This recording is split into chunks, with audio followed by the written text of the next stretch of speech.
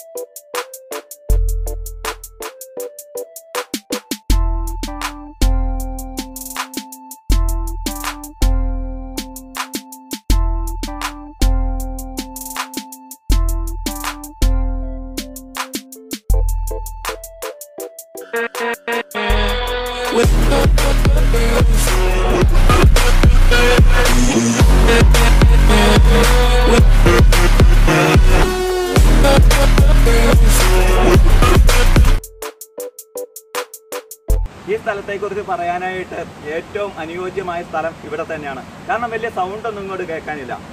ഉരുളിക്കുഴി എന്ന് പറയുമ്പോൾ തന്നെ ഉരുളിയുടെ ഒരു സാദൃശ്യം വരുന്നുണ്ടോ എന്ന് സംശയം തോന്നും. തീർച്ചയായിട്ടും ഉരുളിക്കുഴിയുടെ ഒരു കറക്റ്റ് റൗണ്ട് തന്നെയാണ്. അതാണ് തന്നെ ഒരു കഥയുണ്ട്. അതിനകത്തേക്ക് ഉരുളി പോയിട്ടുണ്ടെന്ന് പറഞ്ഞ രണ്ട് കഥകളുണ്ട്. അത് പറഞ്ഞു കേട്ടതിൽ എനിക്ക് രണ്ടും ഉള്ളതാണോ ഇല്ലയോ എന്ന് അറിയത്തില്ല. പക്ഷേ ഉരുളിക്കുഴി എന്ന പേരിലാണ് അറിയപ്പെടുന്നത്. നമുക്ക് അത്യാവശ്യം ഈ ഉരുളിക്കുഴി എന്ന് പറയുന്ന അത്രയും ഭാഗത്ത് നല്ല ആഴമുണ്ട്. അങ്ങോട്ട് ഇറങ്ങുമ്പോഴൊക്കെ സൂക്ഷിച്ചിറങ്ങണം.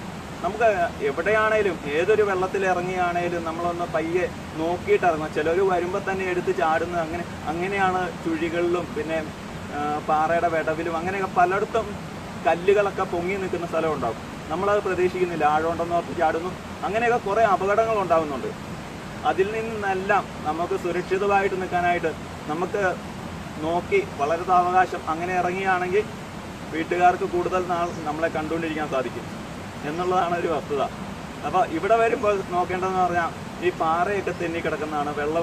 മുകളിൽ നിന്ന് വെള്ളം ഒഴുകി വരുന്ന അവിടെ പായലായിട്ട് കിടക്കുന്നത് ചവിട്ടുന്നത് തെന്നുന്നതിലല്ല, തെന്നി താഴേക്ക് പോരുകയാണ് ഇത്.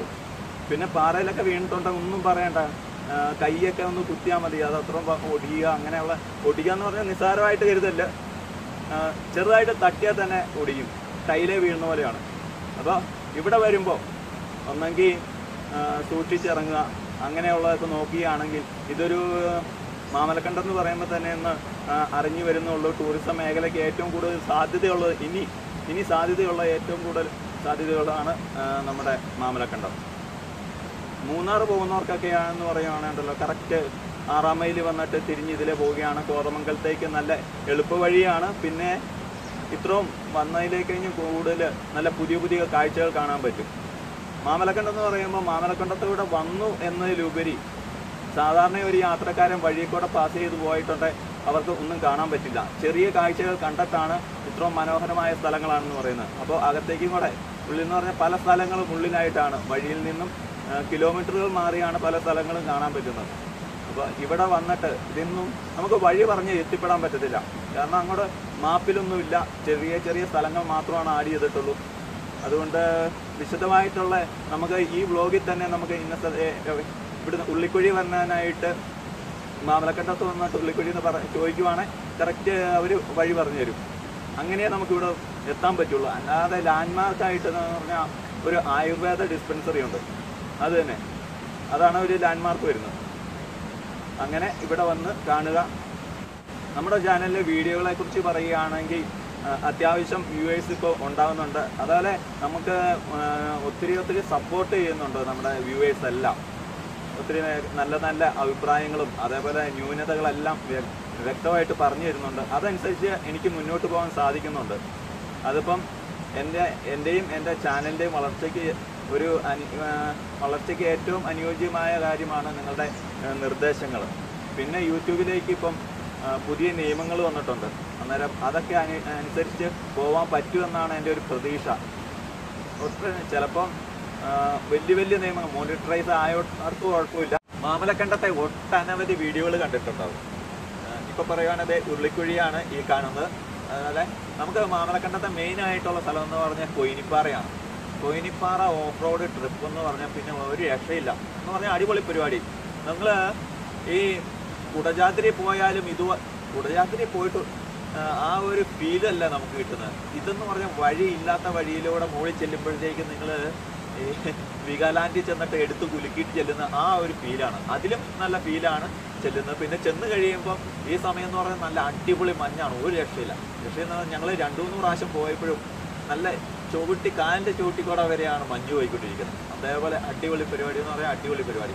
രാവിലെ ഇപ്പോൾ ഈ സമയം ഇനി ഡിസംബർ കാലഘട്ടത്തിൽ നല്ല മഞ്ഞായിരിക്കും. ഇപ്പം തന്നെ നല്ല മഞ്ഞുണ്ട്. ഈ സമയമാണ് കറക്റ്റ് സമയം. അപ്പോൾ കൊയിനിപ്പാറ കാണണമെന്നുള്ളവർ പെട്ടെന്ന് തന്നെ പോരുക.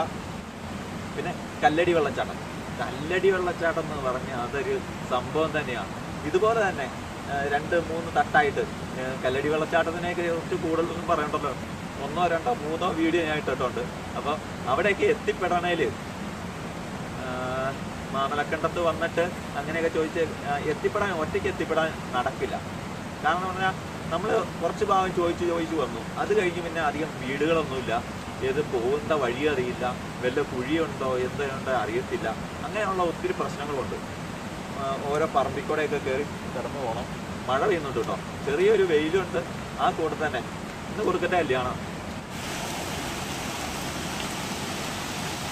മോഹിച്ചത് തെറ്റ്, അപ്പോൾ മോഹിപ്പിച്ചതോ?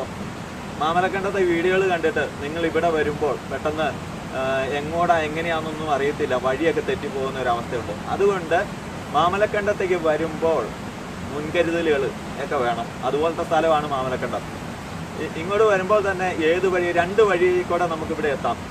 മെയിനായിട്ട് കോതമംഗലത്തു നിന്നുള്ള വഴിയാണ് ഞാൻ പറയുന്നത്. കോതമംഗലത്ത് നിന്ന് നേര്യമംഗലം കൂടി 6-ാം മൈൽ വന്ന് മാമലക്കണ്ടം എത്താം. അന്നേരം 40 കിലോമീറ്റർ അടുത്ത് വരുന്നുണ്ട്. നേര്യമംഗലം കൂടി വരുമ്പോൾ NH49 ആണ് വരുന്നത്. അത് 6-ാം മൈൽ വന്നിട്ട് അവിടുന്ന് ഒരു 12 കിലോമീറ്റർ 3 മീറ്റർ വീതിയിൽ ടാറിങ് വഴിയാണ്. അതാണ് കുറച്ചുകൂടെ നല്ല വഴി. നോക്കുകയാണെങ്കിൽ ഒരു 8 കിലോമീറ്റർ കൂടുതലുണ്ട്, എന്നാലും അത് തന്നെയാണ് കുറച്ചുകൂടെ ഉത്തമം.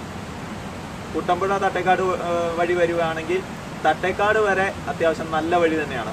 അത് കഴിഞ്ഞ് ഏകദേശം 10-20 കിലോമീറ്ററോളം കട്ടറാണ്. ചില ഏരിയയിലേക്ക് എന്ന് പറഞ്ഞാൽ കുട്ടമ്പുഴ വരെ വളരെ മോശമാണ്. പിന്നെ കുട്ടമ്പുഴ തൊട്ട് ഉള്ളംതണ്ണി വരെ നല്ല വഴിയാണ്. അത് കഴിഞ്ഞ് കാട്ടിലേക്ക് പന്തപ്പുറ തൊട്ട് മാമല വരെ കോൺക്രീറ്റ് വഴിയുണ്ട്. അത്യാവശ്യം നല്ല വഴി തന്നെയാണ്. ചില സ്ഥലങ്ങളിൽ മാത്രം പൊളിഞ്ഞിട്ടുണ്ടെന്നേ ഉള്ളൂ. പിന്നെ കയറ്റമാണ്. കയറ്റം കയറുന്ന കഴിഞ്ഞും നല്ലത് അതിലെ നേര്യമംഗലം കൂടി വന്ന് മാമലക്കണ്ടത്ത് വന്നിട്ട് തിരിച്ച് ഇറങ്ങിപ്പോകുമ്പോൾ കുട്ടമ്പുഴ വഴി പോവുകയാണെങ്കിൽ അതായിരിക്കും നമുക്ക് ഇറങ്ങിപ്പോകാനായിട്ട് എളുപ്പം. പിന്നെ 6-ാം മൈലിൽ നിന്നും പന്തപ്പുറയിൽ നിന്നും കയറി വരുമ്പോൾ തൊട്ട് കാട് ആരംഭിക്കുകയാണ്. 6-ാം മൈലിൽ നിന്ന് വരുമ്പോൾ പഴമ്പുള്ളിച്ചാല് കഴിഞ്ഞ് തൊട്ട് കാട് ഉണ്ട്. കുട്ടമ്പുഴ വഴിയുള്ളപ്പോൾ പന്തപ്പുറ തൊട്ട് കാട് ആരംഭിക്കുകയാണ്. ഇതിലേതാണ് എളുപ്പമെന്നല്ല, സുരക്ഷയുള്ള വഴിയെന്ന് ചോദിച്ചാൽ രണ്ട് വഴി കൂടെ ആന ഇറങ്ങുന്നതാണ്. ആനയെ പേടിച്ച് വരാതിരിക്കുകയും വേണ്ട, അന്ന് ധൈര്യമാണെന്നും പറഞ്ഞുകൊണ്ട് പെട്ടെന്ന് എടുത്തിയാടി വരികയും വേണ്ട. ഗജകേസരി യോഗം പോലെ ഇരിക്കും ആനയെ കാണുകയുള്ളതെന്നുള്ളത്. എപ്പോഴൊന്നും കാണത്തില്ല, ചിലരൊന്നും കാണത്തില്ല. കാരണം ഒരു വണ്ടിയെ പോകുന്നവരൊന്നും തൊട്ട് മുമ്പുള്ള വണ്ടിയെ പോയവർ ആനയെ കണ്ടായിരിക്കും. പിന്നെ ഒരു 2-3 മിനിറ്റിന് വ്യത്യാസത്തിൽ വരുമ്പോഴത്തേക്കും ആന വഴി ക്രോസ് ചെയ്ത് കടന്നു പോയിട്ടുണ്ടാവും. പുറകെ വരുന്നവർക്ക് കാണാൻ പറ്റില്ല. അങ്ങനെയുള്ള സാഹചര്യങ്ങളൊക്കെ ഉണ്ട്. ആനയെ കാണാനല്ല, ആനയെ കാണാതിരിക്കാൻ വേണ്ടിയുള്ള ഉപായം വല്ലതും പറയും. അപ്പോൾ ആനയെ പേടിക്കാതെ കടന്നു പോരാനായിട്ടെന്ന് പറയുകയാണെങ്കിൽ പകൽ സമയങ്ങളിലും ആന എപ്പോൾ വേണേലും ഇറങ്ങാം. ആനയ്ക്ക് ഒരു നിശ്ചിത സമയമൊന്നുമില്ല. ആനയുടെ സ്ഥലം ആനയ്ക്ക് എപ്പോൾ വേണേലും ഇറങ്ങാം. എന്ന് പറയുമ്പോഴാണ് 6-ാം മൈൽ തൊട്ട് മലക്കണ്ടം എളപ്ലാശ്ശേരി വരെ സിഗ്നൽ ബോർഡും ആനയുണ്ടെന്നുള്ള ബോർഡൊക്കെ ഉണ്ടായിരുന്നു. അതൊക്കെ റിഫ്ലക്ടർ ആയതുകൊണ്ട് ആനയെടുത്ത് വെള്ളയെ കളഞ്ഞു. നിയമമൊന്നും അവർക്ക് ബാധകമല്ല. നിയമം ഇഷ്ടപ്പെട്ടില്ലെങ്കിൽ എടുത്ത് കളയുക എന്നുള്ള ഒരു നിയമമാണ് അവർക്ക്. നമ്മൾ തൊട്ടുണ്ടാകുന്ന വിഷയം മാറും. അപ്പോൾ വരുന്ന വഴിയിൽ ഇടയ്ക്ക് തുടക്കത്തിൽ 1-2 സിഗ്നൽ ബോർഡുണ്ട്. സിഗ്നൽ ബോർഡ് നമുക്ക് ആവശ്യമായിരുന്നു, പക്ഷേ എല്ലാം നശിപ്പിച്ച് കളഞ്ഞു. ഏകദേശം ഈ വലിപ്പമുള്ള കമ്പിയൊക്കെയാണ് വളച്ചൊടിച്ച് വെച്ചേക്കുന്നത്. അതെങ്ങനെയെന്നൊക്കെ കണ്ടാൽ നമ്മൾ തന്നെ അന്തിച്ചു പോകും. അപ്പോൾ ഇനി ആനയുള്ള വഴിയിൽ കൂടെ എങ്ങനെ കടന്നു പോരാം? ആനയുള്ള വഴിയിൽ കൂടെ കടന്നു പോരുക എന്ന് പറഞ്ഞാൽ നമ്മൾ പരമാവധി നൈറ്റാണെങ്കിൽ ഏത് സമയത്താണുള്ളത് മിനിമം അല്ല, ഒരു 40-40 താഴെ സാവധാനം നമുക്ക് മുന്നോട്ട് നോക്കി എന്ന് പറഞ്ഞാൽ കാഴ്ചയെത്തുന്ന ദൂരം അത്രയും വീക്ഷിച്ചിട്ട് വേണം കടന്നു പോരാനായിട്ട്. വളവുകളൊക്കെ കടന്നു പോരുമ്പോൾ പെട്ടെന്ന് നോക്കിയിട്ട് വേണം. പിന്നെ പരമാവധി വേഗം കുറച്ച് ഓടിക്കുക, അതാണ് പ്രധാനമായിട്ട് പറയാനുള്ളത്. അങ്ങനെ രാത്രിയിലാണെങ്കിലും ഇത് തന്നെ, പരമാവധി പയ്യെ പോകുകയാണെങ്കിൽ ആന ഇവിടെ നിൽക്കുന്നുണ്ടോ അങ്ങനെയുള്ളതെല്ലാം നമുക്ക് കണ്ടറിഞ്ഞു പോകാൻ പറ്റും. ഒരു വളവാണെങ്കിൽ തന്നെ ആനയില്ലാന്ന് ഉറപ്പ് വരുത്തിയിട്ട് മാത്രമേ കടന്നു പോരാവുള്ളൂ. ആന ഉണ്ടെങ്കിൽ നമ്മൾ അവിടെ നിൽക്കുക തന്നെ ചെയ്യാവുള്ളൂ. ഇനിയിപ്പോൾ പെട്ടെന്ന് ചെല്ലുമ്പം ആനയുടെ മുമ്പിലേക്കായിരിക്കും ചെന്ന് കയറും. അത് പറയുമ്പോഴാണ് നമ്മളൊരു വളവ് തിരിഞ്ഞ് ചെല്ലുമ്പം ആന അവിടെ നിൽക്കുകയാണെങ്കിൽ നമ്മൾ കാണുന്നില്ല. ഏകദേശം ആന നമ്മൾ 1 കിലോമീറ്റർ അകലെ എത്തുമ്പോൾ ആനയ്ക്ക് അതിൻ്റെ ശബ്ദം തിരിച്ചറിയാൻ പറ്റും വരുന്നതായിട്ട്. അപ്പോൾ തന്നെ ആന ഇങ്ങനെ ചെവി ഇങ്ങനെ വട്ടം പിടിക്കും എവിടെയാണെന്നുള്ള രീതിയിൽ. അങ്ങനെ കറക്റ്റ് അതൊക്കെ അനങ്ങത്തില്ല. പിന്നെ ചില ആനകളൊക്കെയാണ് പെട്ടെന്ന് വഴിയിൽ നിന്ന് മാറും. ഇച്ചിരി കലിപ്പുള്ളവനൊക്കെയാണ് വഴി തന്നെ നിൽക്കുന്നതോട് തന്നെ എത്തും. നമ്മളിതൊന്നും അറിയാതെ പെട്ടെന്ന് അങ്ങ് വരികയും ചെയ്യും. വളവൊക്കെ തിരിഞ്ഞാണ് ആനയുടെ കാലിൻ്റെ സൈഡിലേക്കൊക്കെ ആയിരിക്കും ചെല്ലുന്നത്. പെട്ടെന്ന് പുള്ളി പ്രതികരിക്കും. ഇത് എന്നാ വരുന്നത്, എങ്ങനെയാണ് വരുന്നത്, എന്തിനാണ് വരുന്നത് എന്നൊക്കെ ഉള്ളത് പെട്ടെന്ന് അറ്റാക്ക് ചെയ്യുക എന്ന് പറഞ്ഞാൽ അറ്റാക്ക് ചെയ്യാത്ത ഒരു രക്ഷ ഉണ്ടാവില്ല. പിന്നെ ഓടുക എന്നുള്ള കാര്യം ചിന്തിക്കുക പോലുമില്ല. അത് അങ്ങനെ ഒരു വിഷയം.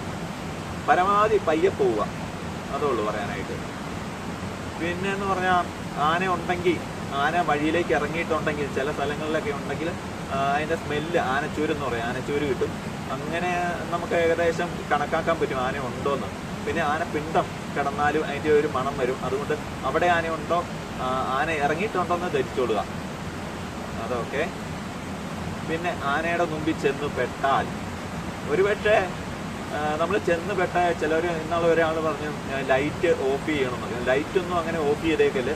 കാരണം ആനയ്ക്ക് അറിയത്തില്ല നമ്മളിനി എന്നാ ചെയ്യാൻ പോകുന്നത്. ലൈറ്റ് ഓഫ് ആയപ്പം നമ്മളിനി അങ്ങോട്ട് ചെല്ലുകയാണോ ഇങ്ങോട്ട് അറിയാത്തതുകൊണ്ട് ആന എന്താ ചെയ്യുന്നതെന്ന് പറയാൻ പറ്റത്തില്ല. അതുകൊണ്ട് രാത്രി കാലങ്ങളിൽ ആനയെ കണ്ടാൽ ഒരിക്കലും ലൈറ്റ് ഓഫ് ചെയ്യരുത്. ആനയല്ല, വന്യമൃഗങ്ങളെ കണ്ടാൽ തന്നെ അതിനെ ഉപദ്രവിക്കുകയോ അതിനെ ദ്രോഹിക്കാനോ ചെയ്യാതിരിക്കുക, ബുദ്ധിമുട്ടിക്കാതിരിക്കുക. കാരണം മറ്റ് മൃഗങ്ങളൊന്നും, ആനയല്ലാതെ മറ്റ് മൃഗങ്ങളൊന്നും വഴി നിൽക്കത്തില്ല. കേഴയാണേലും മ്ലാവാണേലും പെട്ടെന്ന് കടന്നു പോകും. ഇത് ആന മാത്രമാണ് നമ്മുടെ അടുത്ത് മസിൽ പിടിക്കുകയുള്ളൂ. അതുകൊണ്ട് കല്ലിനെറിയൊന്നും ചെയ്തേക്കല്ലേ. കല്ലിനെറിഞ്ഞിട്ടുണ്ടെങ്കിൽ പിന്നെ നിങ്ങൾ 10 കൊല്ലം കഴിയുമ്പോൾ വന്നാലും നിങ്ങളെ പിടിക്കും. അങ്ങനെയുള്ള സംഭവങ്ങളൊക്കെ ഉണ്ട്. അതുകൊണ്ട് പരമാവധി കല്ലുകൊണ്ട് എറിയാതിരിക്കുക, അവരെ ഉപദ്രവിക്കാതിരിക്കുക. ആനയെ കണ്ട് എക്സ്പീരിയൻസ് ഉണ്ടെങ്കിൽ നമുക്ക് അതിൻ്റെ കാര്യങ്ങൾ പെട്ടെന്ന് മനസ്സിലാവും. ഇത് എങ്ങനെയുള്ളവനാണ് നിൽക്കുന്നതെന്ന്, ഇടയുന്നവനാണോ, പേടിയുണ്ടോ, ആക്രമിക്കുമോ, അങ്ങനെയൊന്നൊക്കെ നമുക്ക് ഒരാനയെ കാണുമ്പോൾ തന്നെ അതിൻ്റെ ചലനങ്ങൾ നോക്കി മനസ്സിലാക്കാൻ പറ്റും. അത് കുറച്ചുകൂടെയൊക്കെ കണ്ട് പരിചയമായ മാത്രമേ മനസ്സിലാക്കാൻ പറ്റുള്ളൂ. അപ്പോൾ ചെറുതായിട്ടൊക്കെ കഴിഞ്ഞ ദിവസം ഞാൻ വന്നു, ഏകദേശം 8 മണിയായി. 8 മണിയായപ്പോൾ വന്ന വഴിയിൽ ഒരു നേരെയുള്ള വഴിയാണ്. നേരെ എന്ന് പറഞ്ഞാൽ ഞാൻ കുറച്ച് ദൂരെ ഒരു 50 മീറ്റർ അകലെ കണ്ടു ആന ഉണ്ടെന്ന്. പെട്ടെന്ന് ഞാൻ നിർത്തുകയും ചെയ്തു. നിർത്തിയപ്പം ആന ഒരു കുട്ടിക്കൊമ്പനായിരുന്നു. അവൻ പയ്യെ വഴിയെന്ന് സൈഡിലേക്ക് ഇങ്ങ് കയറി. അന്നേരം ഞാൻ പയ്യെ സാവധാനം അങ്ങ് കടന്നു പോകുന്നപ്പോഴത്തേക്കും കടന്നങ്ങ് പോയില്ല. അപ്പോഴത്തേക്കും പുള്ളി ഒരു കാർച്ച് ഒറ്റ ഓട്ടം കൂടി വരും. ഞാൻ അന്നേരം പെട്ടെന്ന് കൊണ്ട് മോളി നിർത്തിയപ്പോൾ നമുക്ക് അറിയാമല്ലോ അവന് പേടിയുണ്ട്, പിന്നെ നമ്മുടെ പുറകെ വരത്തില്ലോ. അതുകൊണ്ട് ഞാൻ തിരിഞ്ഞു നോക്കി. ഒറ്റക്കൊമ്പനായതുകൊണ്ട് അവനങ്ങനെ ഒറ്റയ്ക്ക് ആ ഭാഗത്തുള്ളതാണ്. 2-3 മരമൊക്കെ മറിച്ചിട്ടിട്ടുണ്ട്. അന്നേരം തിരിഞ്ഞു നോക്കിയപ്പോൾ പുള്ളി അവിടെ തന്നെ നിൽപ്പുണ്ട്. അത് ഞാൻ ഇങ്ങനെ വെട്ടമടിച്ച് നിർത്തിയപ്പോൾ തന്നെ പുള്ളി പയ്യെ ഇങ്ങ് താഴേക്ക് ഇറങ്ങിപ്പോയി. അങ്ങനെയുള്ള ആനയുണ്ട്. പിന്നെ ഇടയാൻ പറ്റിയ സാധനങ്ങളുണ്ട്, ഒരു രക്ഷയുണ്ടാവില്ല. പിന്നെ കൂട്ടത്തിനെയൊക്കെ കാണുകയാണെങ്കിൽ കൂട്ടം പരമാവധി ഒഴിവായി പോവുകയുള്ളൂ. അതിനെ ഉപദ്രവിക്കാതിരുന്നാൽ മതി. ഫോണടിച്ച് ശല്യപ്പെടുത്താതിരിക്കുക, അങ്ങനെ കുറേ ബേസിക് ആയിട്ടുള്ള കുറേ കാര്യങ്ങളൊക്കെ ഉണ്ട്. അങ്ങനെ സാവകാശം വരികയാണെങ്കിൽ സുരക്ഷിതരായിട്ട് ഇവിടെ എത്താം. ഇതൊക്കെ നോക്കുകയാണെങ്കിൽ ആനയെ പേടിക്കേണ്ട യാതൊരു കാര്യമില്ല. നമുക്ക് കൂളായിട്ട് കടന്നു പോരാം. മനുഷ്യനല്ലല്ലോ, മൃഗമല്ലേ, അതുകൊണ്ട് പേടിക്കേണ്ട കാര്യമില്ല. പിന്നെ പേടിക്കേണ്ട ഒരു കാര്യമുണ്ട്. തോട്ടപ്പുഴു, ബാക്കി പുറത്തുനിന്ന് വരുന്ന ഒരു അട്ട എന്ന് പറയും. അവനെ നിങ്ങൾ പേടിച്ചില്ലെങ്കിൽ പേടിക്കണ്ട. ഈ കഴിഞ്ഞ ദിവസം ഒരു കൂട്ടുകാരൻ വന്നിട്ട് അട്ടപ്പുഴു തോട്ടപ്പുഴു എന്ന് പറഞ്ഞപ്പോൾ തന്നെ ഒരു മരത്തിൻ്റെ മുകളിൽ കയറി. ആ രീതിയിലുള്ള പേടിയൊക്കെ ആയിട്ടാണ് അതിനൊക്കെ. പിന്നെ ഒരു കാര്യമുണ്ട്, പ്രധാനമായിട്ടും എല്ലാവരും പറയുന്ന കാര്യമാണ്, അട്ട തോട്ടപ്പുഴു കടിക്കുന്നത് അശുദ്ധ രക്തമാണ്. അശുദ്ധ രക്തം കുടിക്കേണ്ട കാര്യം എന്തേലും തോട്ടപ്പുഴുവിനുണ്ടോ? ഇല്ല. നമ്മളാണ് അശുദ്ധ രക്തം കുടിക്കുമോ? നല്ല രക്തം തന്നെയാണ് കുടിക്കുള്ളൂ. അതുകൊണ്ട് ഈ അശുദ്ധ രക്തം കുടിക്കില്ല എന്ന് പറയാനായിട്ട് കാരണം, നമ്മുടെ ശരീരത്ത് ഉള്ളത് ഞരമ്പുകൾക്കുള്ളിലാണ് ഈ അശുദ്ധ രക്തം മാറിക്കിടക്കുന്നത്. അല്ലാതെ മാംസഭാഗങ്ങളിലൊന്നും അശുദ്ധ രക്തമായിട്ടൊന്നും ഇല്ല. ഞരമ്പേൽ ഇതുവരെ ഒരു തോട്ടപ്പുഴു കടിച്ചതായിട്ട് കണ്ടിട്ടില്ല. പിന്നെ കയറുന്ന സിറ്റുവേഷൻ അനുസരിച്ചിട്ട് കിട്ടുന്ന സ്ഥലത്ത് കടിക്കും, പറ്റാവുന്ന രീതിയിൽ കടിക്കും. അതുകൊണ്ട് അത് അശുദ്ധ രക്തം പോവുകയാണെന്നൊന്നും അത് ഏറ്റവും ശുദ്ധ മണ്ടത്തരമെന്ന് തന്നെ പറയാം. ഇത് ആര് പറഞ്ഞു കൊടുത്തൊന്നും അറിയത്തില്ല. ഞാനിപ്പം എല്ലാവരോടും ഇത് പറയും, എന്നോട് ചോദിക്കുന്നവരോടെല്ലാം പറയും, അശുദ്ധ രക്തം കുടിക്കേണ്ട കാര്യമുണ്ടോ എന്നുള്ള രീതിയിൽ. അതുകൊണ്ട് അതാണ് ഏറ്റവും വലിയ മണ്ടത്തരം എന്ന് പറഞ്ഞാൽ. മറ്റേ തെറാപ്പിയിലേക്ക് എന്ന് പറഞ്ഞാൽ ഞരമ്പിനകത്ത് ചെറുതായിട്ടൊന്ന് കട്ട് ചെയ്യല, ചെറുതായിട്ട് കുത്തിട്ടിട്ട് അവിടെ കടിപ്പിക്കുക, ഞരമ്പെ കടിപ്പിച്ചിട്ടാണ് കെട്ടി വെക്കുന്നത്. അപ്പോൾ അങ്ങനെയാണ് അശുദ്ധ രക്തം പോകുന്നത്. അല്ലാതെ ഇത് നോർമലി അശുദ്ധ രക്തം നോക്കി കുടിക്കാനൊന്നുള്ള അവർക്ക് സമയമില്ല, ചിന്തിക്കാൻ തലച്ചോറുണ്ടോ എന്ന് അറിയത്തില്ല, കണ്ണൊന്നും ഇല്ലെന്നാണ് പറയുന്നത്. അന്നേരം ഒന്നും പറഞ്ഞിട്ട് കാര്യം. ചെറിയൊരു മഴയൊക്കെ കഴിഞ്ഞു. ഞാൻ നേരം ഒരു പാറയുടെ ഇടുക്കുണ്ട്, അതിനകത്ത് സൈഡിൽ ഇങ്ങനെ പോയി ചാരിയിരുന്നു. കുറച്ചു നേരം കഴിയുമ്പോഴത്തേക്കും മഴ കടുത്തപ്പോഴത്തേക്കും വെള്ളം ഓരോന്നോരോന്നായിട്ട് ഊർന്നു വരാൻ തുടങ്ങി. കാണുന്നില്ലല്ലേ? ദേ വരുന്നു. ഇപ്പോൾ ഇരിക്കുന്ന ഈ ലൊക്കേഷൻ കണ്ടോ, നമുക്ക് ചുമ്മാ കൂളായിട്ട് വന്നിരിക്കാൻ പറ്റിയ ഒരു ലൊക്കേഷൻ തന്നെയാണ്. കാരണം ഇങ്ങോട്ട് ആരും വരത്തൊന്നുമില്ല വലിയ കാര്യമായിട്ട്. ഇനിയല്ല ചൂണ്ടയിടാനൊക്കെ വന്നാലേ ഉള്ളൂ. അപ്പോൾ നല്ല ശാന്തമായിട്ട് ഒഴുകുന്ന ഒരു അരുവി തന്നെയാണിത്. സൗണ്ടില്ല. മുകളിലാണെന്ന് പറഞ്ഞാൽ ഭയങ്കര സൗണ്ടായിരുന്നു. നേരത്തെ പറഞ്ഞു കൊടുത്തില്ല, അതിന് മുകളിൽ കുത്തിൻ്റെ അടുത്ത് ഞാൻ അവിടെ നിന്ന് പറയാമെന്ന് ഓർത്താ. പക്ഷേ സൗണ്ട് അന്യായ സൗണ്ടായതുകൊണ്ട് ഒരു രക്ഷയില്ല. അതുകൊണ്ടാണ് പിന്നെ ഞാൻ ഇങ്ങോട്ട് പോകുന്നത്. ഓരോ ലൊക്കേഷൻ നോക്കി. ഇവിടെ അത് ഇഷ്ടം പോലെ ചെറിയ ചെറിയ മീനുകളൊക്കെ ഉണ്ട്.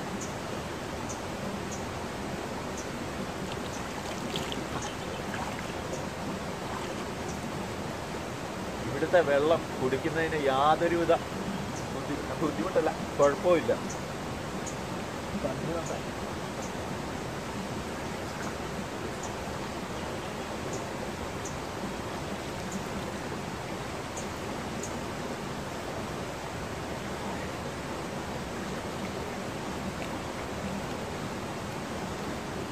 വെള്ളമൊക്കെ കുടിക്കാം, പക്ഷേ ഇത് വീട്ടിലറിഞ്ഞാലാ വിഷയം. ചൂടുവെള്ളം അല്ലാതെ ഒരു സാധനം കഴിക്കാൻ പറ്റില്ല ഈ വെള്ളം കുടിക്കുന്ന കാര്യത്തിലാട്ടോ, അല്ലാതെ വേറെ ഒന്നുമല്ല. അപ്പോൾ ഇന്നത്തെ നമ്മുടെ വീഡിയോ ഇതോടെ അവസാനിക്കുകയാണ്.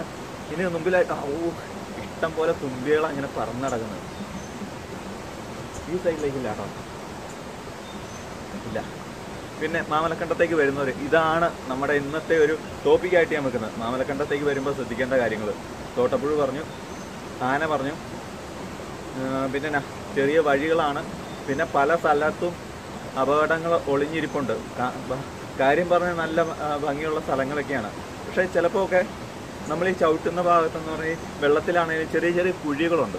അവിടെയൊക്കെ പെട്ടുപോയിട്ടുണ്ടോ നമ്മൾ പെട്ടെന്ന് ഇവിടെ പ്രതീക്ഷിക്കാതെയല്ലേ പോണേ. അന്നേരം നമുക്കൊന്നും ചെയ്യാൻ പറ്റില്ല. വിടവിലൊക്കെ പെട്ട് ഒടിയോ കാലൊടിയാൻ അങ്ങനെയൊക്കെയുള്ള സാധ്യതകളുണ്ട്.